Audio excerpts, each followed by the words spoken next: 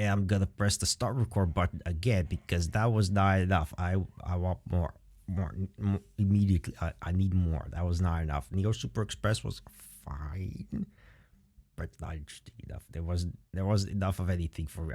So we're gonna do Rinnosuke and Buront Lovingly info dump. And I remember reading that this has a lot of text. That this one has a lot of text. They lovingly info dump about stuff. Rinnosuke, I know who Rinnosuke is. He's the merchant guy, so curios and artifacts and stuff like. I don't know who Buront is though. So let's find out who Buront is. So let's go. Let's go high. Rinboro info dump sim. Options. What are the options? Master volume. Let's all. There we go. Decrease the music volume. Dark out sound effects and melodies such as fanfares. Let's keep those sound effects fine. Sure. Okay. What? You're not gonna do anything. Oh, it's just visual. Okay. Alright, well, I'll just... Oh, okay. Who is Buront? Thank you. Alright. I am Buront, and when calling me just Buront-san is fine. A knight forged from a golden ingot of iron, I am, in both name and reality, the ultimate tank. I'm a delinquent, so I'm good at fights and even ride a motorcycle without a helmet. Also not to boast, but when in a party, I have been called the Ichiro of Vanadiel. Okay. Buront-san is the main character of 2008-9 Japanese video series called The Iron of Yin and Yang, or Onmyotetsu. Made by NND user Hero. He's an Elvan paladin from Final Fantasy XI who ended up in Kinsokia where the two worlds began to collide. He's a braggart and a motor mouth, infamous for his ridiculous ramblings, which are based on an IRL 2 chat forum troll of the same name. He's also pretty notorious for having bad spelling, particularly of people's names. Onmyotetsu and Buront himself were so popular in their heyday that their influence leaked into canon via Tenshi. In Hisou Tensoku, she has sword skill, Sword of Ebulids, which refers to multiple Burontisms. Okay. And in Antinomy of Common Flowers, the way she talks is strikingly similar to how Buront talks. You can find more information on the Touhou wiki and TV tropes, and you can read the comic I Turned the Iron of Yin Yang into a comic because I felt like it, by Pavlov. So if you feel if you like feeling the pain of knowing a fan work you've enjoyed will never be finished. Okay. Fair enough. I guess. Sure. Let's go. Please note that this is a very unfinished build of the game due to files and other issues happening for 2/3 of this team. Our time is much smaller than the full 2 weeks allotted to this job. Take closer to 2 days. Alright, that's fair enough. Oh wait, right.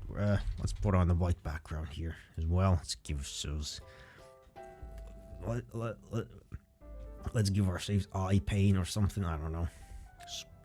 Actually, question. That's a question. Can I do? It's a very good question. Page setup. Can I change the color of the page? I can't. Huh. I've never looked at these options. Apparently they're useless. I can't change the background color of the notepad thing. Oh, anyway, it doesn't matter. Right in the burning white it is. Sure. It's unfinished, that's fine. That's to be expected. It's unfinished. There's a lot planned for the future of this game, so if you like what's here so far, please look forward to an eventual demo release. Okay. I did a really piss poor job of finding things, apparently, so pause.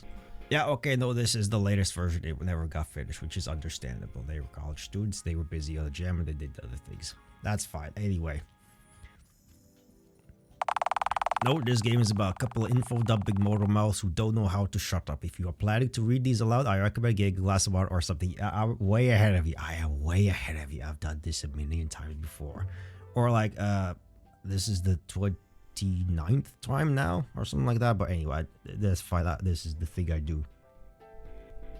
This is what I always do. Hell yeah.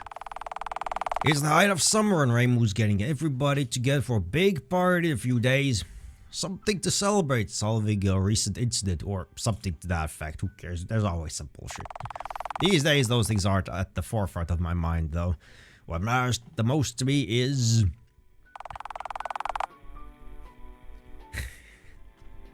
So that's why Yukari's banned from my store for at least a week. By the way, have I mentioned how much I love your outfit? It makes a nice change from your paladin regalia, which, whilst lovely and fitting of a man of your caliber, must be hellish in this heat. Your current outfit is much better for the summer, and it gives you a chance to show off your rather fine physique. Paladins of my standing know how to gracefully accept compliments, so thank you kindly. Your outfit is very nice as well, honest. Though your undershirt is still covering most of your arms, isn't that way too warm? I accept that I know blank about how things work for you, so I just assume you're comfortable with this way and move on humbly. It tends to be better to keep myself covered up, especially on my arms and legs. As pale as I am, I could very easily get sunburned, and sun lotion hasn't slipped through the bear in quite some time. In addition, I have my own secrets to keep. I'm sure you understand. Main character types like me always have their secrets, so I understand. One day I hope you can trust me well enough to open up to me, but it is decisively obvious that patience is important. Luckily, as a knight, I possess the patience of a saint, and enough for me is hearing you talk, no matter the subject. It's great fun to talk to you, but I'll admit that I'm always best at conversation when I have an item to study, thanks to my ability. Truly, it's one of the more fun things for me to do with my time. And when I talk to you, I do feel like I could go on forever, and you'd never get bored. That's because it's true. Not to boast, but one of the biggest highlights of my day nowadays is coming here and chilling out. No more back-to-back incidents, no more worrying, no more Rimu chasing me down for a rent I don't have. Coming here so often is helping Buronko too. I'm sure you've noticed. I'm very glad that I can be there for the both of you. Especially now, of all times, when the thing you need the most is an understanding equal such as myself. The past while has been a huge strain on both you and Buronku, so please feel free to stay here in Korindo as long as you wish. Perhaps we could pass the time by talking about your rather large inventory. Say, I interact with an object in here, and you tell me what it is and its purpose, and maybe a bit of his story too. Honestly, I'd really like that. There isn't much I know better than my own wares, after all. And I certainly have stories to tell, be they older ones, or even ones about the previous incident. Then it's settled. Today, nobody will be able to say, "You talk too much," and "What are you even trying to say?" Because I will listen to every word carefully and understand it all, as a knight who is in a league of their own should. Wonderful. You're welcome to take as much time as you please. And indeed we will.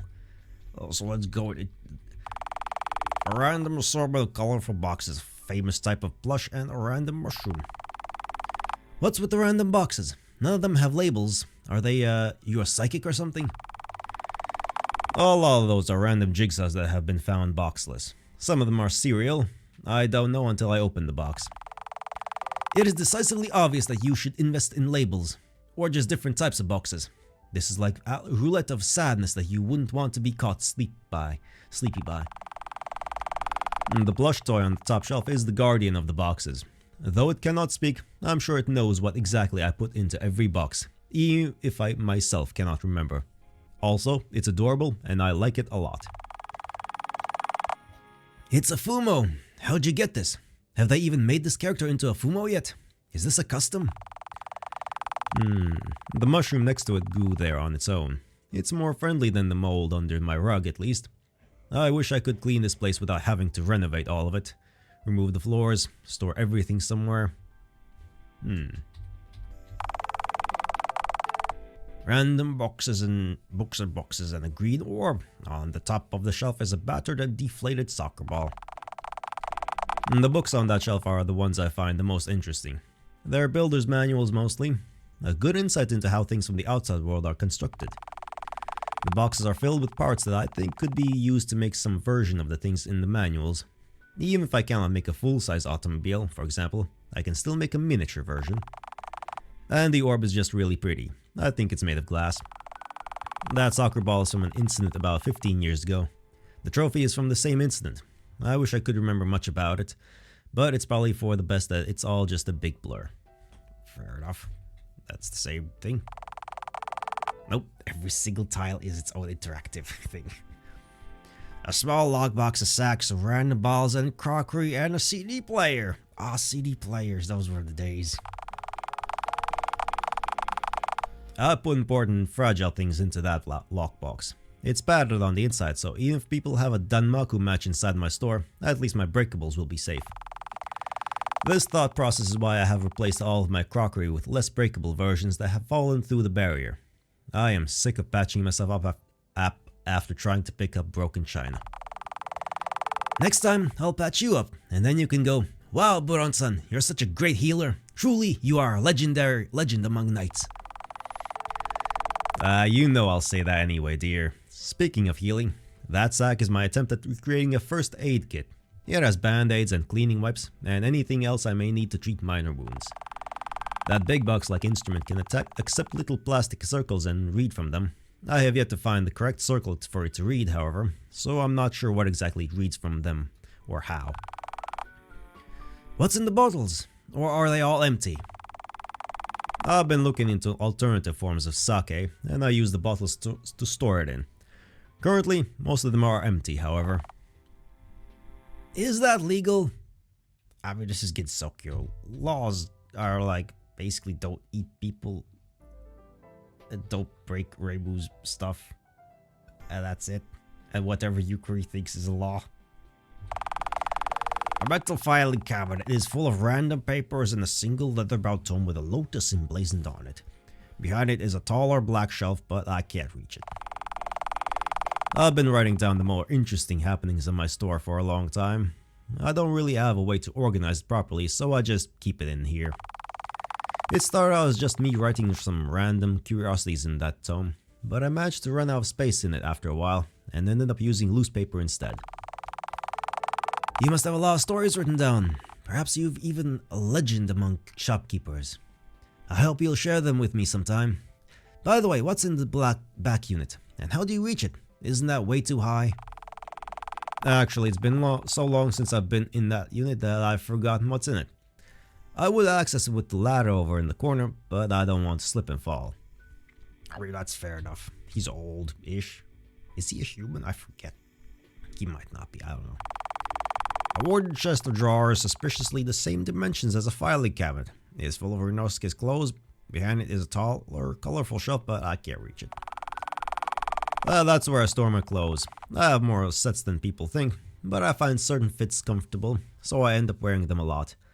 I'll add more layers in winter and less in summer. Have you had your current outfit for a while, or did you have to get it from the human village tailor like I did with mine? I had most of it already, but I picked up the shirt special from the tailor. It's based on the style the other Rinnosuke told me about, called a Hawaiian shirt. Other Rinnosuke? What? Is it okay? Sure, that's either from a fan game or another incident. Oh, they've definitely had like mimicry incidents where people encounter shadow versions of themselves or whatever, doppelgangers. That's definitely happened. It has to. That's a classic. You always gotta fight your shadow clone or something. It's always fun, interesting, like exaggerated versions of your negative traits. Or the opposite traits, because some of them have negative traits. Like Marissa's would be like a super generous, like giving things out and returning things on time all the time. That would be her doppelganger. Or something, I don't know. Anyway. I should get one of those myself, so we match. The flowers look really good on you, you know, honest. Also, yes, Hawaiian shirts are fucking awesome. I want to get a few of those. Those are great. They're big, airy, comfy, and stuff like that. I think you'd look great in a red one. By the way, I have no idea if there's anything left in the back unit. I haven't looked in it a long time, and I've forgotten what I put in there to begin with. I mean, that's fair enough. What is with this pillar and TV? A kerosene heater. Does not see much use in the summer. Behind it is an old TV, and on the shelf above it is an odd turtle plush. The plush is staring at me. Jian gave that to me. Something about promoting a game called Turtlehead Unmasked. A horror game by Team Meat Pie. The head dev of that game is the sprite artist for this game, you know. Fair enough. Hey, since when did you become a shill? Isn't breaking the fourth wall my thing? Ah, true. Anyway, that thing at your feet is my kerosene heater. Yukari supplies me with fuel for it in the winter, in exchange for taking whatever she wants from my store. That's how it used to be anyway. As payment for participating in the incident, she gave me back some of the more interesting or dangerous items she took from me, and will fuel my heater for free this winter, thanks to all the trouble I got into for her. Behind that is a television. It presents visions of other worlds by attaching to cables that feed data like some kind of hungry beast. I haven't found the right cables yet. I suspect none have fallen through the border. Now that's got to be one of my favorite of your theories so far. Your ability to take limited knowledge and spin it with only your imagination to assist you is incredible. Even if you end up very off the mark, you do it with gusto. Alright, fair enough. It's not off. Okay. A pile of pillows behind those is a neatly stacked pile of boxes filled with various memorabilia. The only thing I can make out from this angle is a plush toy at the top box. On the shelf above that is a photo frame and a lamp. I'm sure you know well what a pillow is for, but as we agreed, I'll tell you anyway. My ability states that the purpose of a pillow is to provide a comfortable area to lean against or otherwise cushion you. These pillows are fairly large, so perhaps they are used by giants. It wouldn't be the first set of objects I have that are catered to larger beings. Now that's just a bakibakura, right? It's just a body pillow. I was kind of disappointed to learn that body pillows are literally just the same size all the time. But I guess I learned that there's also like the massage pillows, like fancy one, like shaped ones that are like actually interesting for sleep purposes and stuff like that. So that's the kind of thing that's more interesting than body pillows. Would you just have the anime girl or boy or whatever else covers that people get because they want to feel something or whatever? I don't know. I'll never understand that honestly, but whatever. To each their own with all these kind of things. I think these are body pillows, the types kept by small-hearted hackers and gaijins, usually covered by an image of the girlfriend they wish they had. I keeps being more harsh than I was, but sure, that's too harsh. If they trained as a knight, maybe they get their wish to come true. For once I am unable to visualize what you mean, and I think in this case that might be a good thing. For me at least. Fair enough, yeah it is. Regardless, the boxes behind them are filled with small durable objects that I either know to be toys, or my ability has helped me decide are toys. The one that sticks out to me is the plush toy with the red hair. It isn't a Fumo, I guess I'd call it a mini doll, but if it's of no character I know of. I don't know who the character is either, but I have appointed them as guardian of the toy box pile. I'm sure they'll tell me if trouble ever brews in there, such as unrest or rebellion, and help me resolve it. I haven't done much with the shelf for ages, but there's a frame up there that holds a picture of Marissa and myself, back when she was a child. I had found an old camera and wanted to see if I could make it work. After a lot of trouble and testing, I managed to set it up, and even got a picture of Marissa casting her first spell. Aw, it's adorable, ah. Unfortunately, said spell hit the camera dead in the lens, so was never usable again after that. Still, it had printed the picture before that, and I was able to frame it. I wonder where I put that camera in the end. What about the lamp? Its purpose is to hold a beacon of light. Its outer shell is also good for dealing with things that may threaten the suspension of disbelief of anybody looking in on a situation. I don't know if your ability told you that, or your genre saying this is kicking in again. Fair enough.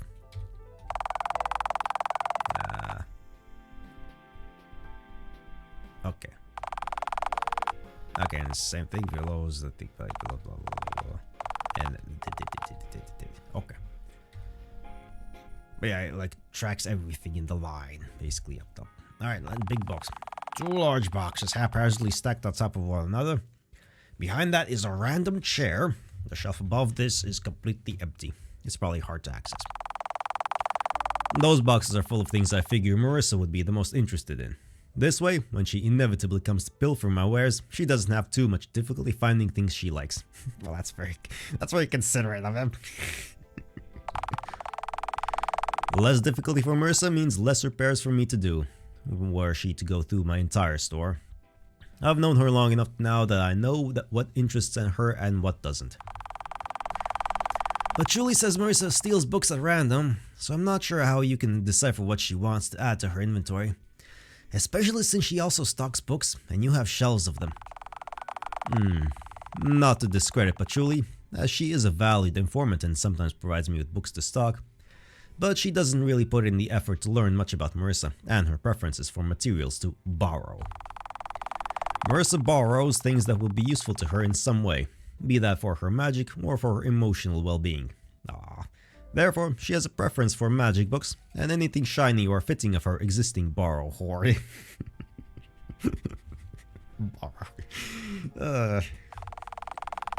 That chug back there is there because she used it to take things off of that shelf a long time ago, but it's behind everything else to such a degree that it's simply not worth putting anything new up there. Fair enough. Anyway, the grandfather clock. Yeah, it's grandfather clock. Anyway, I found that large tower clock a long time ago, and for a while, the pendulum would swing as the clock would tick.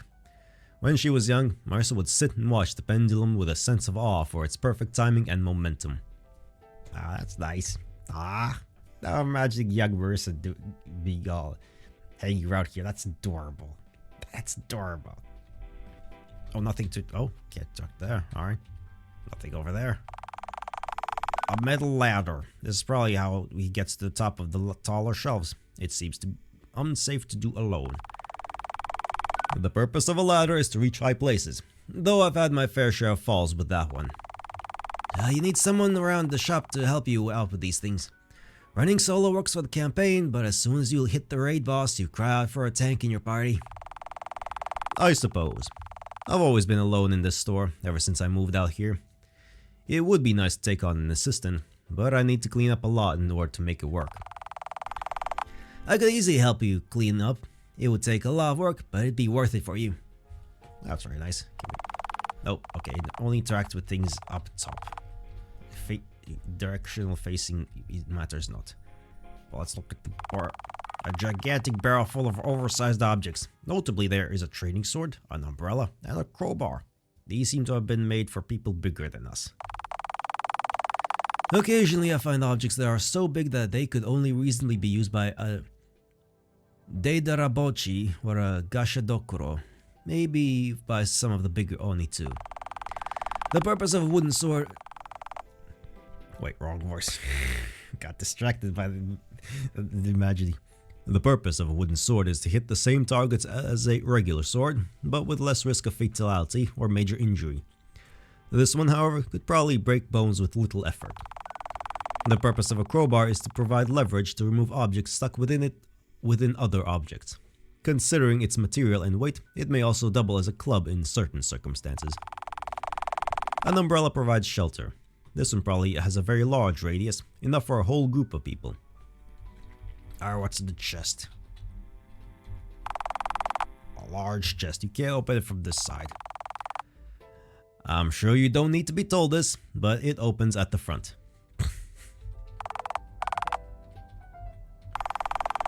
A steel trash bin. Unsurprisingly, it is full of trash. There's nothing important in there, really. Food wrappers mostly. I found that bin fairly recently. Dropped through the barrier like most other things. I was able to take a lot more items home with me on that day. Where'd you take your trash to dispose of it? Is it recycled? That may be an odd question, but it's a delinquent's job to face the unknown and dare to ask. Every so often, I'll take it through to the human village and give it to the people to recycle. Different groups will use different things and recycle them in many different ways, from simple reuse to making something new. It's a fairly new system in the human village. With everything that's been happening with you lately, it's no surprise you've heard of it. Even now you're back living at the shrine. I'll be back to helping Reimu eventually. I just need a bit more time to get my life together again. I'm sure she'll waste no time teaching me the new job, changelog, when she feels I'm ready. Fair enough. Alright. Let's go from the front. Yeah, done. Large chest full of old clothes. Hidden underneath them is Kusanagi no Tsurugi. Kusanagi, that's a sword, isn't it? Those are Marissa's old clothes, from before she decided to become a witch in both skill and aesthetic. I was donated them to use for whatever long ago, and so I ended up using them to hide important things. When I first had to wield Kusanagi no Tsurugi, I had no idea how to swing a sword. I had brought it along on the instant mostly as a joke to fit the villain role Yukari wanted me to, even if only in looks. I never expected to have to use it, but the other Rinnosuke had been through a lot and had 2 young kids as his allies that he had to protect no matter what. It was understandable that he acted how he did. When you're told you can only go home if you defeat the villain, when you have 2 kids with you that could be at risk, when the person you've been told to beat came to the party with a sword, of course you're going to fight. But I wasn't told about any of this. I was simply told that I was the villain and that the protagonist was another version of me. I had no reason to believe that he would know how to fight, let alone be driven to. That seems to be how the raids Yukari set up went down in general. Me and Gian, Frandl and Flordelis, and Mokos, all of the league shells that had the hardest time were set up against raid bosses Yukari had picked. Yeah. Since then I've decided to learn how to fight, even if only for self-defense, or swordplay, or to impress you. You don't need to do my job to impress me, but I'm happy to help you practice your swordsmanship. Then we can take turns being Boronko's sparring partner, and they'll have double the XP to gain. That sounds like a good plan to me. I'd love to learn from you. Alright, Mini. Oh, I didn't even notice there's a person here. I Boronko, anyway. A CRT computer monitor. That's the face of a computer, which is a Shikigami from the moon. It is capable of doing mass calculation very fast, but without the body and the hands, it's very hard to make it do anything. I used to have a complete computer. It's hard to remember what happened to it, but I know that there's a cafe in the human village that has a few of them, and they even managed to power them. I've been there. All they can run is FF11 and the DRK hackers spend all their free time playing it. One day, I'll do my duty as a knight and ask them, have you tried the expanded free trial of our critically acclaimed MMORPG Final Fantasy XIV? You can play through the entirety of our Realm Reborn and the award-winning Heaven Sword expansion up to level 60 for free with no restrictions on playtime. And then they say things like, you're so cool, Buront-san, how do you know about an MMO that came out 2 years after you ended up here? And you are not allowed to advertise on this premise, sir, you need to leave. Fair enough. We'll talk to little Buront. Like, let's go explore the books. Here's picture books line the shelves. That section is mostly fiction concerning the mythology of the modern outside world, boiled down to such a level where even fairies and children can understand them with ease. Comic books, okay. Did you know that they have a religion that celebrates the world turtle beating a lagomorph in a race to win the right to carry the earth on its back? Hey. Or that one from their most common folktales describing the invention of freight trains by showing a small train able to pull a big train over a mountain.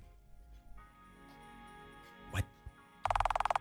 How about the legend of the caterpillar who ate everything it could, threatening the balance of life as we know it, before finally pupating and hatching into a butterfly so big it became the sky?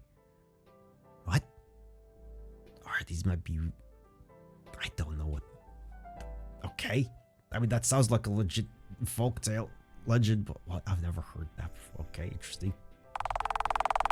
There's also one about a fish who is forced by his peers to butcher himself for their approval, with the supposed moral being that this is not only good, but necessary. What? Okay, I have no idea what that's referencing at all. What even conceivably could that be? Yeah, never did like that one. By the way, these are all in English. Can you read English? Not even a bit.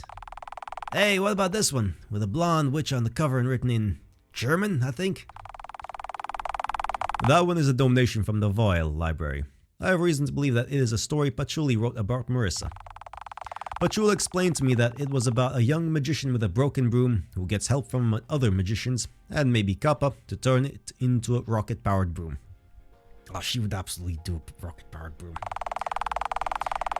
I can definitely see why you think this is about Marissa. Her broom might as well be a rocket when she puts her hakero on the back of it. Like, isn't that way too fast? totally fair. Various books aimed at older children line the shelves. That section is mostly fiction aimed at children around Boronko's age, as well as more childlike yokai. They tend to tell stories that rely less on visual knowledge and more on being able to read and comprehend the language. My ability doesn't help me much when it comes to the books, so I'm often left to figure out things on my own. I think I have a fair idea of most of the books on that shelf though. One of them speaks of a woman who bore a shape-shifting yokai who liked to be ugly and rambunctious, and her tale to recover her sister's head, stolen by a group of Hashihime, and exchanged for that of a cow. Another shows a strong friendship between a surface-stranded Tsuchigomu and a bewitched pig, as they team up to try and communicate with an uncaring group of humans who sought them only for profit.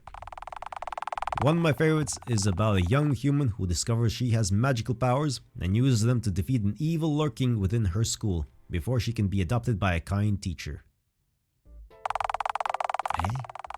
Moko says that Moko likes the ones about the girls who live together in a house run by a nun and get up to all sorts of adventures, including stopping a hostage situation run by a set of circus clowns. Okay, alright, first, a sip of water, apparently. Second of all, I'm tripping over the words because the words don't make any sense. What? You're like, what?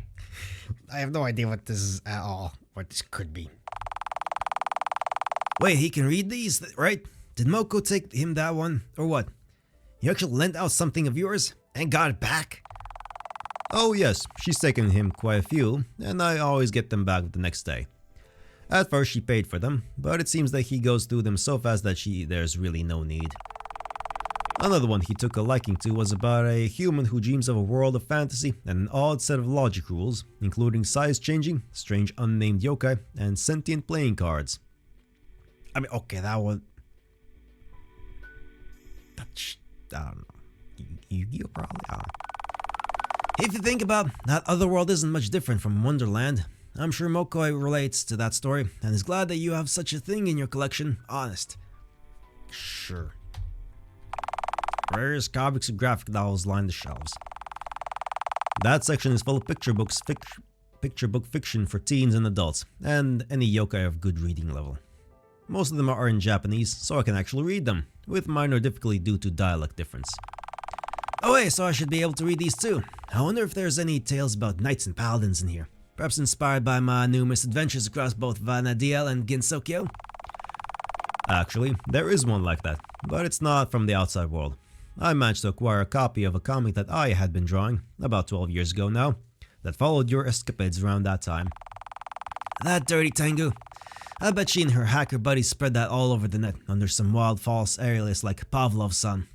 Better end up before things got too crazy, leaving all the mini fans of my escapades longing for more. That's how these things go, unfortunately. That comic is a good look into your past, though. We'll have to go through it sometime to see how accurate it is to what went on back then. The true and faithful serialization of my arrival in Gensokyo and the resounding incidents haven't been translated for the West despite existing for nearly 13 years. I suppose being over 15 hours of content doesn't help. Anyway, what's this one? Some kind of fully clad knight with a menacing aura and a poorly dressed nun in the background? Ah, that's a rather dark story about a knight who fights evil hobgoblins due to a sad backstory of his village being destroyed. I'm summarizing and cutting a lot out of that description in order to stay family friendly. I think my favorite on that shelf is about a world similar to your Vana'diel as part of an online game. You follow a character who has been stripped of his power and his quest to find out who put his crush in a coma. There's also a complete set of series about a school where kids get superpowers on their first day and have to spend a year fighting off evil monsters. The plot goes off the rails at some point and never recovers. That could be anything as well. Oh, I know that one! Got attached to a character who's repeatedly abused by the plot before being turned into an HN and killed. Did not like that. Alright. There are a lot of things that I don't think about. Like, I'm sure somebody knows what this is about. There might be an index somewhere of explaining what each of these things are. How about the kids who could use magic and one of them ended up possessing a suit of armor after they tried and failed to revive someone? Okay, the Full Metal Alchemist, that one is that. Okay, I know that one. Or perhaps something more edgy, like the one about a guy who finds a book that can kill people and Komachi's ugly half-brother appears in his bedroom. Okay, Death Note, we know that one. Or perhaps the one Jian called a classic, about aliens who scream a lot and keep gaining in power until they can eventually split realities into what with a single kick. Okay, and that's Dragon Ball Z. There we go. Actually, I think this one about superheroes is grabbing my interest. It's from a little after I came here, according to Dayton on the first one. Is this a complete set? Oh, I bought those during the last incident. They looked really interesting, but I haven't had a chance to read much of that. You're free to borrow them if you wish, just only one at a time, please. Sure. Referencing theft, it's like... I don't know much things, but that's fine. Rare style fiction books line the shelves. That's the section that most shoppers seem to be interested in, though the most interest it's had was about 14 years ago, when multiple people suddenly wanted to know about rockets. Oh boy, that sounds like a very bad incident that happened. There are many interesting facts within these books, you know. For example, did you know that elephants can weigh over 2 tons? I'm not sure what an elephant is, but that sure is heavy. Also, tigers are believed to have healing properties. Perhaps Sho from Muren could be a healer if she wanted to. One of them says that hen's teeth are rare, but I know Kutaka exists, so maybe not all of the books are correct. Or perhaps Kutaka isn't a chicken at all. I have a few books on knights in there somewhere, if you'd like to borrow those. I'm not sure if any of them are about paladins specifically, but perhaps we can find out together. That sounds absolutely lovely, dear. I can even tell you of how I became a legend among knights. Sure, and that's a fridge. A refrigerator. It isn't plugged in and is filled with various items of food, none of which would normally be in a fridge. Well, yeah, because the fridge doesn't work. Since I can't power that to find out what it actually does, I store my cold food in it, since it's made to keep cold food in. Though, my running theory is that all that powering it on will do is turn the light on at the top. That's not quite right, but I like your theory. I wonder if there's a way to obtain a generator for your appliances. Alright, let's explore. The Paladin Shield and the Gold Trophy. I'm sure you know what your shield does, but my ability states it exists to protect one's allies. It also refers to it specifically as a Koenig shield. Koenig shield. Koenig. Ah, Koenig, that's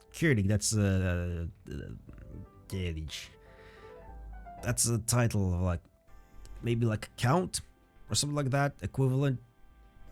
Anyway, it's some kind of like lordship title, you know, Lord or thing, Koenig shield. That's right, level 73, equipped WAR, Paladin Dark, Warrior Paladin Dark. Vitality +5, Charisma +5, a perfect shield for the party's main tank. You asked me to upgrade it to a Kaiser shield, and gave me the specs. It will take a while to get the ingredients, but I see enough traders from Vanadale come by here, so it won't be too long until it's done. Okay, yeah, Koenig is a title and Kaiser is obviously higher. Yeah, Kaiser's like the highest one. It's the king, basically. Almost. What about the trophy? You haven't told me where you got that from yet. What amazing deeds did you perform to become the pride of your link shell? You know, I'm not entirely sure. Something to do with soccer and that bird yokai who visits sometimes to get new books to read. And something about rock music and some innocent treasures. It's all a huge blur, honestly. The soccer ball on the shelf behind me is from the same incident. Fair enough. A strip flag at a board game. My ability notes that the board game is used for destroying friendships. Monopoly. Why anybody would play such a thing is beyond me. Or Uno. No, it's a board game, so it's Monopoly. Do they secretly not like their friends? I know this game. You move pieces around the board and aim to be the best capitalist. Correct. I hear that the newer FF Online game has a similar system with their overpriced housing scheme. I cannot fathom why anybody would find any of that fun at all. People in the outside world must enjoy pain in a way I can't quite grasp. Yes, some do. So, look, some people have fetishes, okay? And some people are just weird. I think a game like Tokaido would be more your style. It's about who can have the best vacation. I've never lost once. My foolproof strategy has become a legend amongst knights. Everything's a legend amongst knights for this guy. You knowing of that game seems a little anachronistic, but no matter. The flag draped over the edge of my table is something Mercer got me, from the world she ended up in as part of the incident. She explained that it suited me, and it's a nice color scheme, so I must agree. It matched your clothes. Was that Mercer's suggestion too, or was it Reimu's? Reimu's.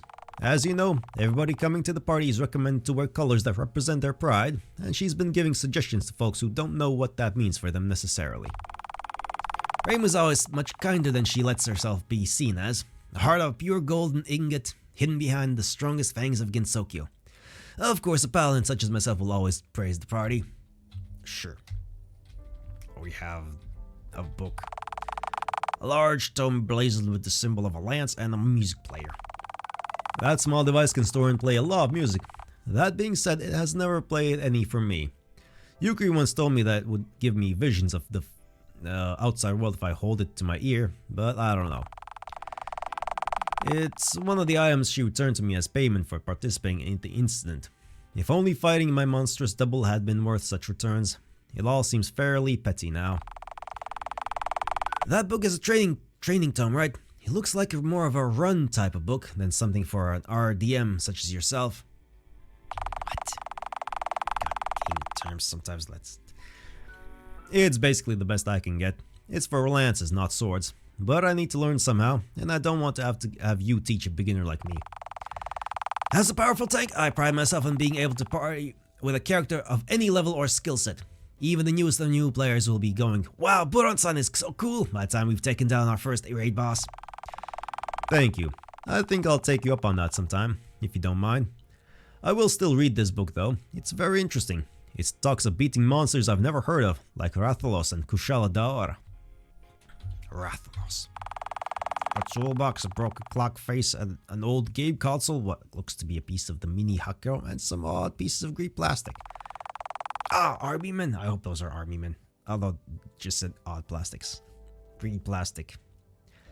The toolbox is what I use for constructing and repairing magical tools. Mercer's mini Hakko, for example. But you already knew that, considering I've been working on your shield for a few weeks now, using those very tools. I'm always happy to hear about it again, you know.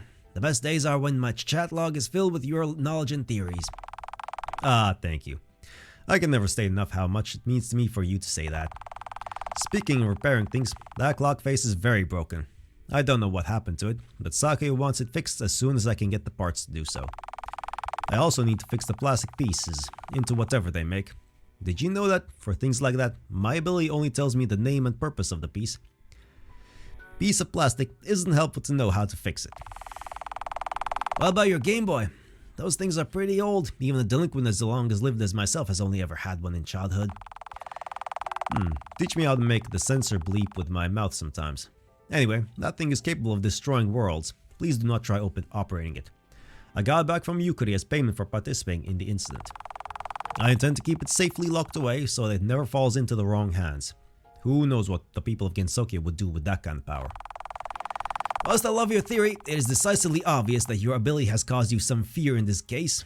A Game Boy is simply a device for playing video games. You can destroy worlds in them, but those worlds are fictional.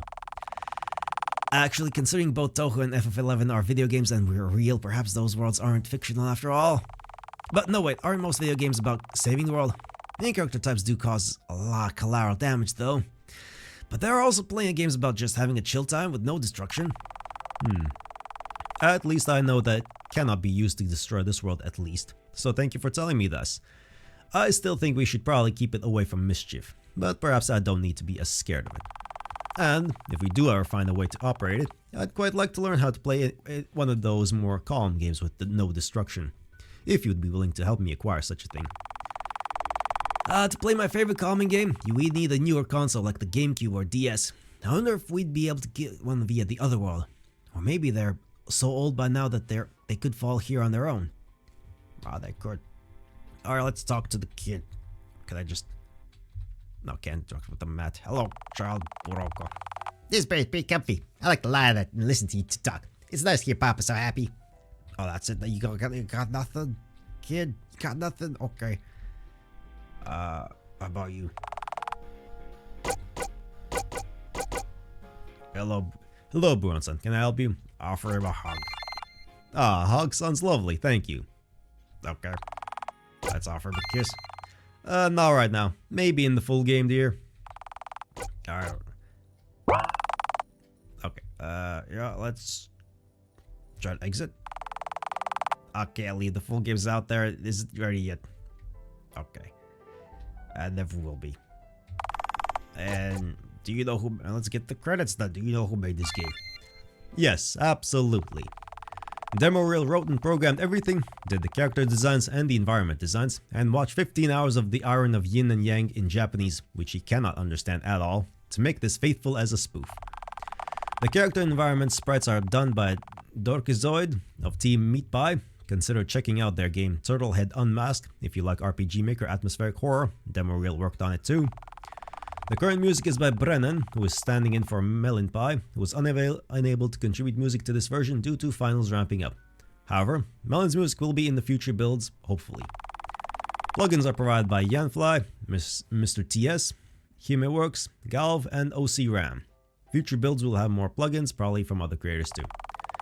Shout out to Hiro, who created the Iron of Yin and Yang video series. Shout out to Pavlov-san for making comic, which is now how anybody in the West even knew who Buront is. It's up and translated on Danbaru, by the way. Shout out to everyone who kept demo motivated. Special shout out to Vindius, who is the reason this tiny pre-demo build got submitted to the jam. Bro, bless you seriously. Ultra shout outs to you for playing this silly infodump game. And that's that. And that was everything we could interact with it. Are there options? No. Items, there are no options. Okay. And that's that. That was these two infodump about things. We learned some things. We got some Touhou. It's been 46 minutes already, apparently. Good lord. Okay. That was a lot of info dumping. A lot more than I thought that would be. Anyway, that's fine. That's what you were here for. That's what we got. So yay, we got those Touhou. There we go. There we go. That was neat. Shame there's no more, but that's fine. It's understandable. It's perfectly understandable. We understand. But it was solid. And next up, we're gonna go. I don't even know what. I don't even know. Honestly, the Gensoku Odyssey thing was like, I was fully expecting that to be the super big thing. And like it is, but also I thought it'd be like kind of serious and whatnot. But oh well. It was seriously incredible in a way. Anyway, this was seriously, fascinating in a way as well. A new character from outside of things, some crossovers and things like that. It's weird, interesting. Still, this was fun. I enjoyed it a bit. And that's that. That's it for now. And goodbye.